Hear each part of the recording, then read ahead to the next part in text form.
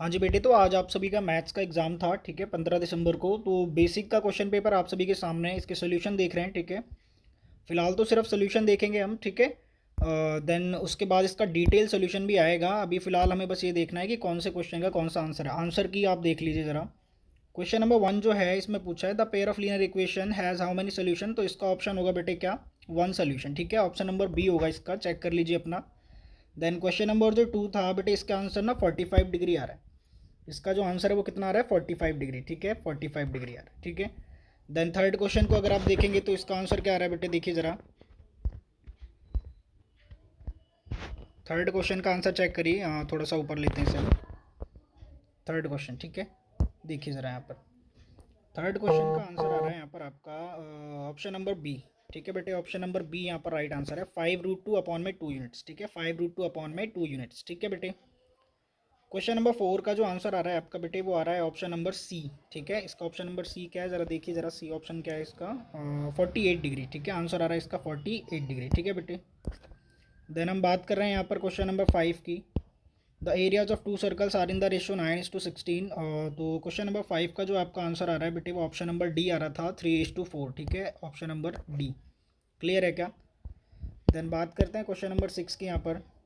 जो question number 6 है आपका, इसका ऑप्शन नंबर बी राइट था बेटे, ठीक है। ऑप्शन नंबर बी यानी 1 इसका आंसर आ रहा था, ठीक है। देन क्वेश्चन नंबर 7 में पी की वैल्यू आपको फाइंड करनी थी, तो पी की वैल्यू +3 आ रही थी, ठीक है, पी की वैल्यू +3, क्लियर है क्या, ठीक है। आगे चलें।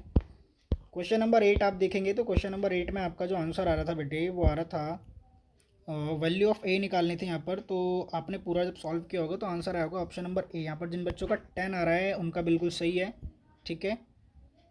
देन अगला जो है वो 5√81 पूछा है, कैसा नंबर है, तो √81 9 हो जाएगा, 9×5 = 45 टोटल आंसर आएगा। तो ये एक आपका ना रैशनल नंबर था। जिन बच्चों ने इरेशनल लगाया वो बिल्कुल गलत है बेटे, ऑप्शन नंबर सी यहाँ पर राइट आंसर है, ठीक है। देन अगला जो है टेंथ का आंसर आपका रहा है बेटा option number B which is 4, option number B clear है क्या। आगे चलते हैं, देखिए बेटे क्वेश्चन नंबर 11 का यहाँ पर क्या आंसर होगा। पेरीमीटर ऑफ द ट्राइंगल यहाँ पर फाइंड करना था आपको, तो 30 यूनिट्स आएगा इसका। ऑप्शन नंबर ए जो है वो राइट आंसर, ठीक है। ऑप्शन नंबर ए जो है वो बिल्कुल सही है। क्वेश्चन नंबर 12 का आप सभी ने क्या लगाया बेटे, क्वेश्चन नंबर 12 में डी वाई की लेंथ आपसे मांगी थी, तो वो 6 सेंटीमीटर होगा। ऑप्शन नंबर डी बिल्कुल सही है इसका, ठीक है। देन हम बात करते हैं यहाँ पर 13, ठीक है, क्वेश्चन नंबर 13 की। वैल्यू ऑफ P - Q यहाँ पे आपको मांगा गया है, तो क्वेश्चन इसका आंसर जो आ रहा था option number A which is 6, ठीक है। देन आगे चलते हैं यहाँ पर 14 क्वेश्चन को ध्यान से देखिए। 14 क्वेश्चन में आपसे क्या पूछा गया है, लेंथ ऑफ पी क्यू पूछा था यहाँ पर, ठीक है। तो लेंथ ऑफ पी क्यू कितना आ रहा था बेटे, सॉल्व करा हमने तो 12 सेंटीमीटर हमें मिल रहा है, ठीक है। तो ऑप्शन नंबर सी यहाँ पर राइट आंसर है। क्वेश्चन नंबर 5 की बात करें तो यहाँ पर आपका आंसर आ रहा था 9 पाई सेंटीमीटर स्क्वायर, यानी ऑप्शन नंबर सी यहाँ पर राइट आंसर था, ठीक है बेटे।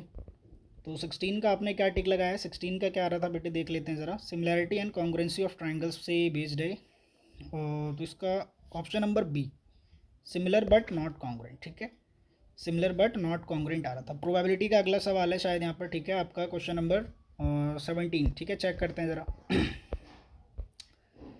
ये एनसीईआरटी का ही सवाल है बेटे, तो इसका आपने क्या लगाया, 1/11। जिन बच्चों का आ रहा है उनका बिल्कुल सही है आंसर, यहाँ पर 1/11 आएगा, ठीक है, 1/11, ठीक है। चलिए आगे चलते हैं। 18th देखिए ज़रा, यहाँ पर 18th का क्या आंसर लगाया, लेंथ ऑफ टेंजेंट यहाँ पर मांगा गया था, तो पाइथागोरस लगता, तो लेंथ ऑफ टेंजेंट यहाँ पर 7 सेंटीमीटर आ रहा है बच्चे आपका, कितना, 7 सेंटीमीटर, क्लियर है क्या।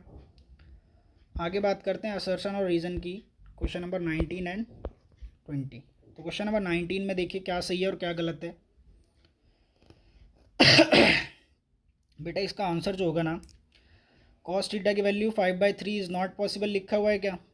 देखो कॉस थीटा जो होता है B/H होता है, तो यार B/H, देखो ऐसा हो ही नहीं सकता कि हाइपोटेनस बेस से बड़ा हो जाए, ठीक है। 3 जो होता है वो h होता है ना, यहाँ पर B/H फॉर्मूला होता है, तो हाइपोटेनस बड़ा नहीं हो सकता। तो असर्शन तो यहाँ पर क्या है, गलत है, ठीक है। और सही है, मतलब नॉट पॉसिबल लिखा है ना, मतलब सही है, हाँ पॉसिबल नहीं होता, तो असर्शन सही है, हाइपोटेनस इज द लॉन्गेस्ट, ठीक है। ये भी देखो रीज़न भी बिल्कुल सही दिया हुआ है, तो दोनों सही है बेटे। तो यहाँ पर 19th का हो जाएगा ए ऑप्शन।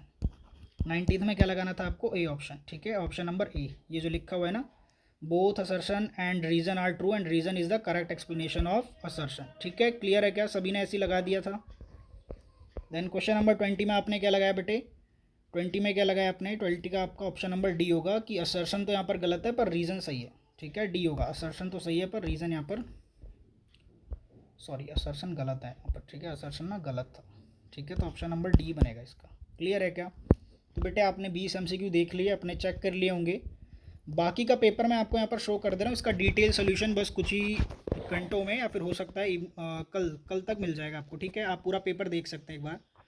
पूरा पेपर मैं दिखा देता हूँ, इसको सॉल्व नहीं कराऊंगा मैं भी, बस मैंने एमसीक्यू आपको बता दिए। ठीक है, चेक कर सकते हैं, आराम से देख लो सभी। ठीक है, वीडियो को पॉज करके आराम से धीरे धीरे देख लो क्या पेपर आया था पूरा बेसिक का। बाकी एमसीक्यू की मैंने सोल्यूशन बता दिया आपको। ठीक है, कुछ क्वेश्चन बीच में मिस कर दिए हूँ तो देख लेना। ठीक है बेटे।